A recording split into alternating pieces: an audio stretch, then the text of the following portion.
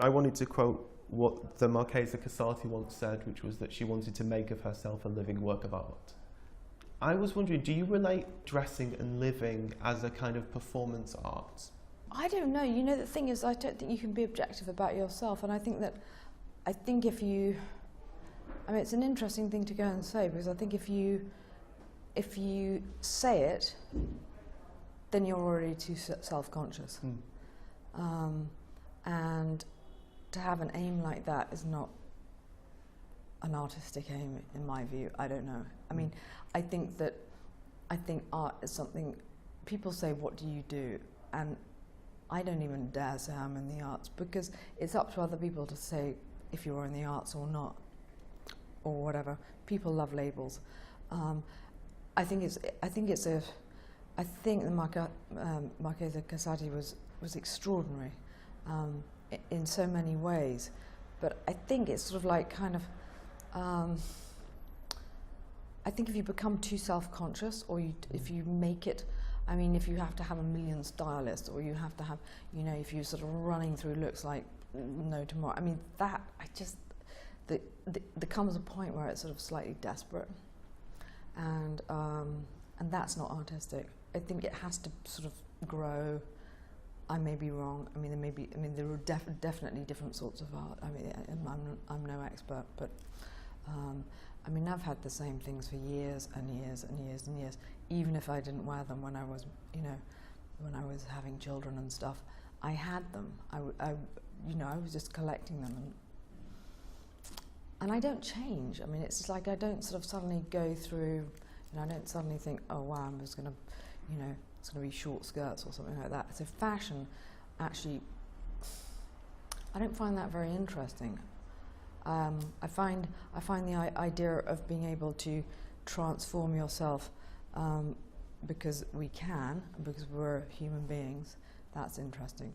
I read as well that you grew up in, or at least spent part of your childhood in Cadaqués, and Dali was your next door neighbour? We lived in a chapel up the mountain, and still do, and he lived in Puligat, which was down by the sea, and my mother was, I think she was, her first husband was his only pupil, and he was her great mentor.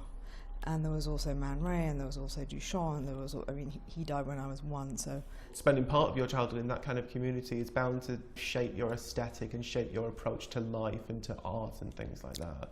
Definitely, because there were 3 sections. There were the locals, there were the artists, and then there were the pilgrims that would sort of come and kind of try and, I don't know, be part of the scene. And quite a lot of them sort of just ended up staying there. A lot of people living in caves all over the mountains, quite kind of, and it was completely normal. And but when I sort of tried to describe, you know, when you had to write your sort of essay, your first essay in September, my summer holiday, I mean, everybody else said, you know, I went to sort of somewhere incredibly normal, and I'd sort of write these things, and they'd think I was lying. So it was just absolutely awful. So I sort of had to kind of try and skip that essay, or not be there for the first time. Looking back on it, yes, it was a very different childhood, but it wasn't. I'm so glad it wasn't sort of Marbella or Saint-Tropez. I mean, there is not a shop there. I mean, you can buy espadrille, you can buy bread, and you can buy, you know, just the basics, and that's it. Not one boutique. There's nothing. And it's not trendy, which is fantastic. I'm glad I've had such a disparate upbringing. I'm really glad, because I mean, it's sort of endlessly fascinating. Wouldn't it be just awful if you just kind of like lived in kind of, you know, isolated splendour and sort of never seen any of this? And some of those people, you know, the people that one met when I was a child anyway, still today have an enormous influence on me. Can you remember the first piece of haute couture that you bought? Yes. Have you still got it? Yes, I do. And it still fits. And it was cut by Mr. Paquito, who was a cutter at Chanel at the time. And it looks great. And And then I have one of the first pieces. Well, one of the pieces from the first La Croix exhibition. I mean, the first. The 87. Yeah. Oh. Pony skin, you know. And I think it's that particular moment as well in the 80s, and that haute couture moment was an incredible moment for fashion and for sort of for luxury. And yeah, for this and idea people of didn't know about couture really. I mean, you know, people thought that pret-a-porter and couture were the same things. They didn't realise that in fact it was a much smaller thing, and actually very few. I mean, just few editors would go. But it would be mainly friends there. It wouldn't be kind of, it wasn't what it is now. Because now it's become sort of ubiquitous and everybody sort of, you know, and that's where it gets its bad name from. But in fact, that's the living soul of dressmaking and of clothes. I mean, I know that, and it's true, because some clothes are clothes, and I think there may be one example, which is art, McQueen. But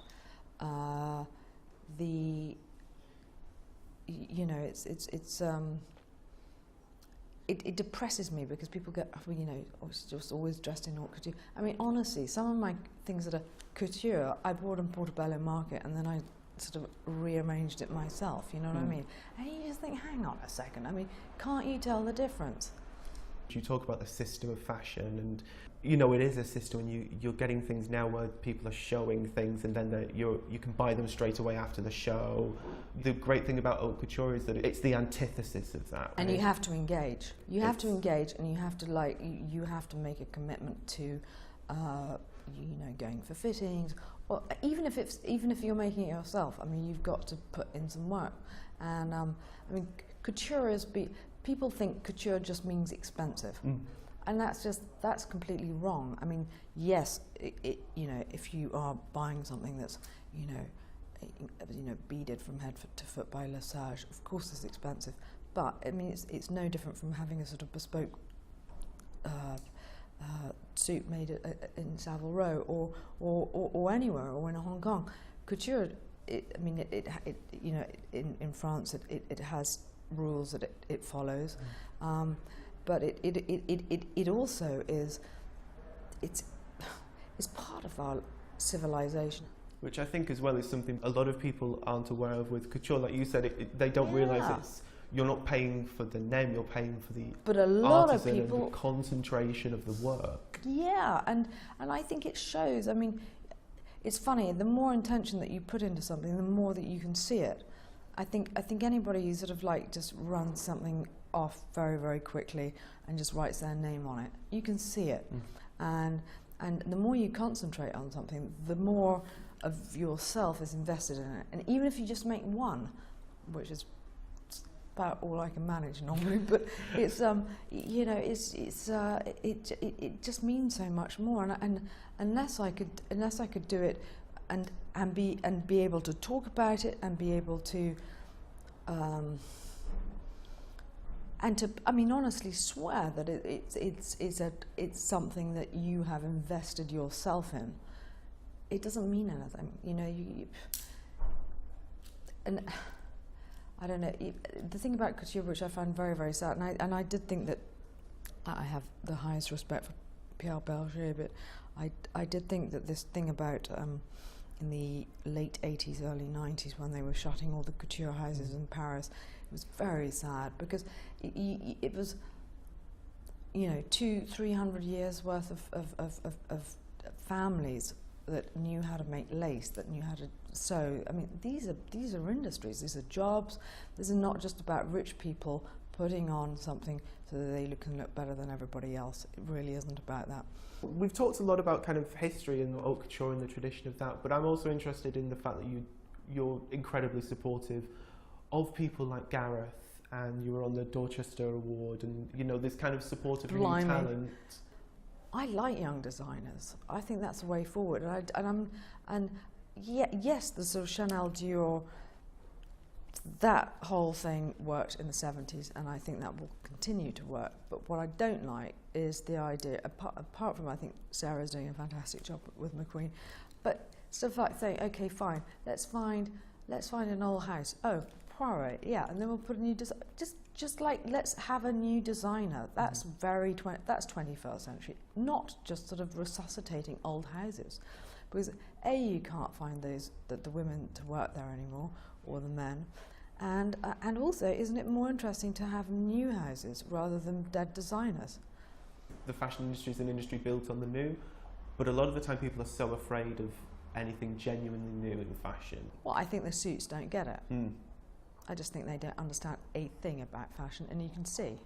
And it's the same with film. As soon as, I mean, I'm not saying that, I mean, of course you need money in order to do things, but you don't need, the thing is, don't hire someone for their name. You hire someone for their talent. Mm. And if you start trying to change that, hire someone else or do it yourself.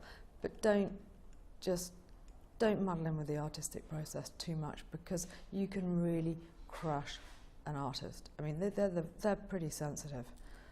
And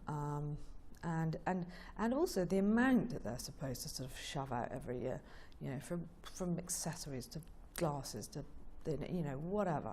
I mean, of course they're going to have a meltdown. It's impossible. I would hate to be a designer or have to do you know, many collections. I wanted to talk about the glove. Well, can you explain a little bit? You know what it was? Is I hate going to parties. I get really nervous. A, I'm always on my own, and B, or I'm with Sean, or I was with Lee, or I'd be with Philip.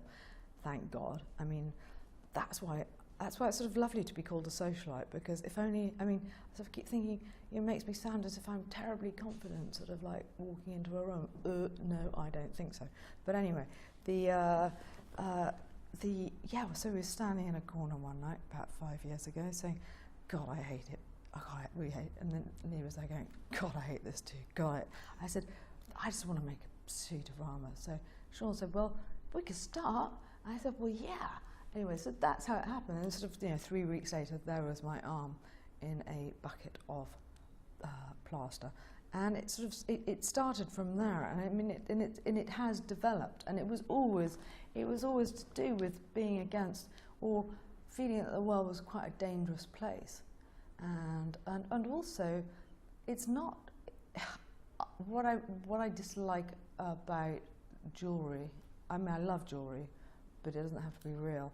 But I dislike the sort of idea of it sort of being, you know, like a price tag around someone's neck. You know, it needs to be something else. You know, and there is something extremely magical about armour.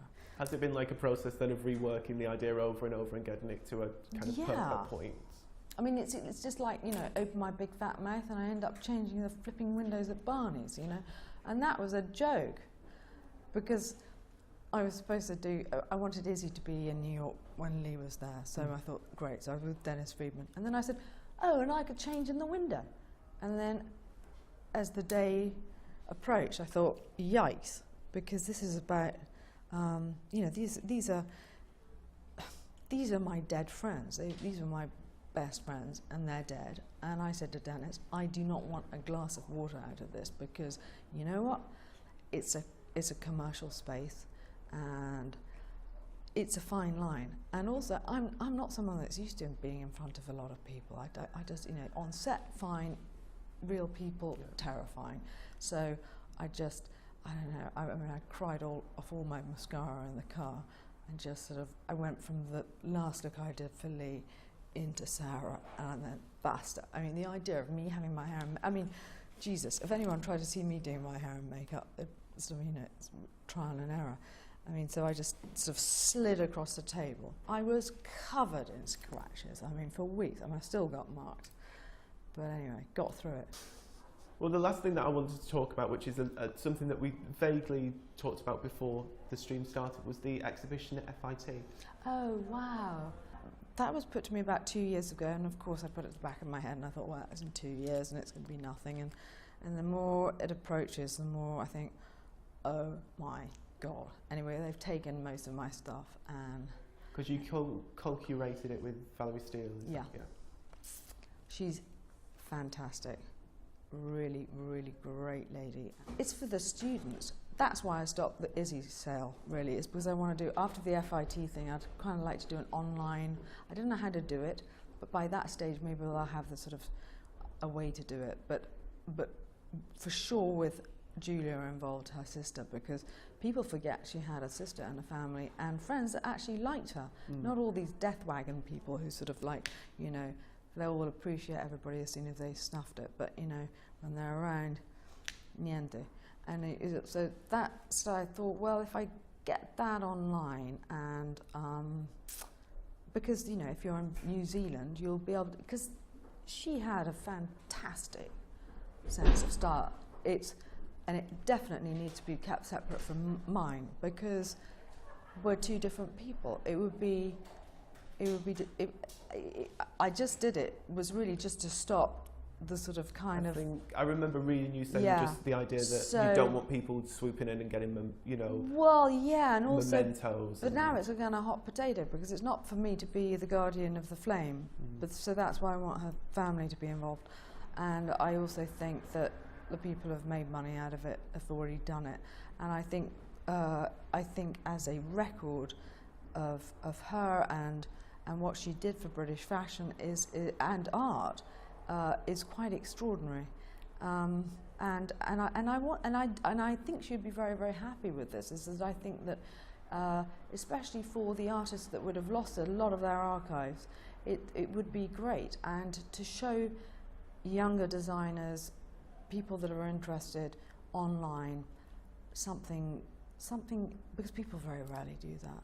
I'll try and make it not a completely sort of like bottomless pit of kind of losing money, but free, so that people don't have to, I mean, you know, because everything costs something these days. I mean, why not do something good for a change?